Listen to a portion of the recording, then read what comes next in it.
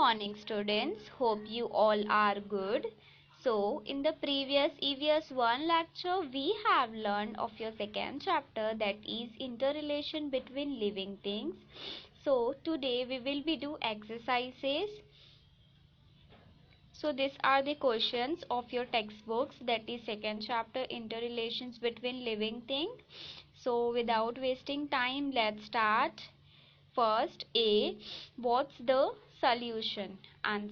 Okay, first, Gurpreet has to go for a hobby class on a hot summer afternoon. She needs to be told what to do to protect herself from the heat. Answer. Gurpreet should wear a cotton clothes to keep her body cool. She has to play in the sun, therefore she should have enough water to her. She should have a breakfast and enough liquid such as a sherbet and cold water. She should not play on empty stomach. She can wear a cap to protect herself from the sun. Okay. So next, that is think and tell. B.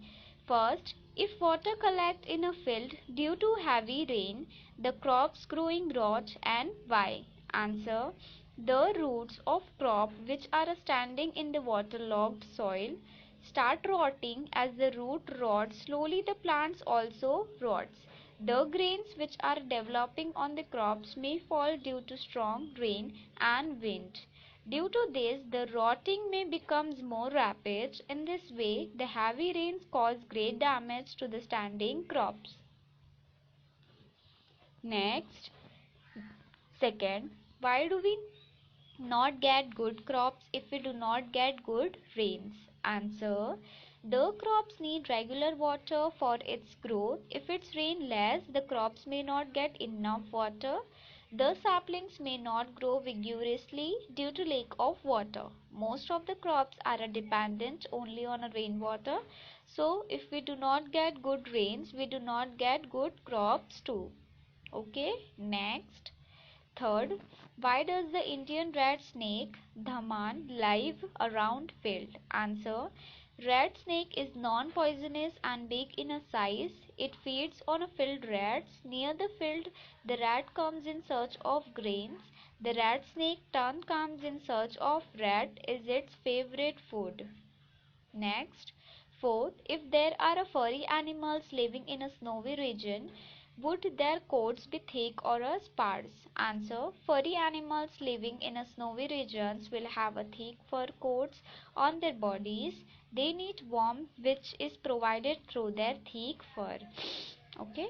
Next, C. Find out why do you think these fruits grow in a particular region? Find out and write down information you get. Share it with your classmates. Answer. The region where these fruits are located are having a suitable climate for their growth. The weather and rainfall is appropriate for them and hence they grow in this region. Next, D. Answer the following question in a short. First, how are plants useful to us? Answer. Plant gives us food, grains, vegetables, fruits, flowers, etc. Plants also provide us with the fibers like cotton, wool. We can make clothes from these plants fibers. Plants give us oxygen. They also provide us materials like a wood to us for making our shelter. Next, second, what is meant by arboreal animal? Answer. Arboreal means those living in trees.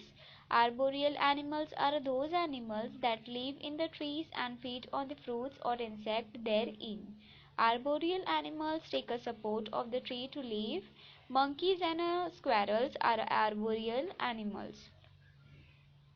Next, third, what changes do we see in trees at the beginning of March? Answer. In the beginning of a March, there is a changes in the season from winter to summer.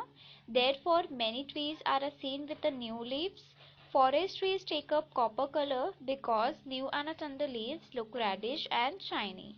These are the changes that occurs in trees as the weather start becoming warmer. Next, that is E. Fill in the blanks. After dash winters comes again. After rainy season winter comes again. Second, we keep animals because animals meet some of our needs. Third, we spray insecticides to prevent insect from attacking plants. Fourth, winter is also known as the season of a pan girl. Okay, so that's it, student. We will be meeting next time. Stay safe, stay healthy. Goodbye.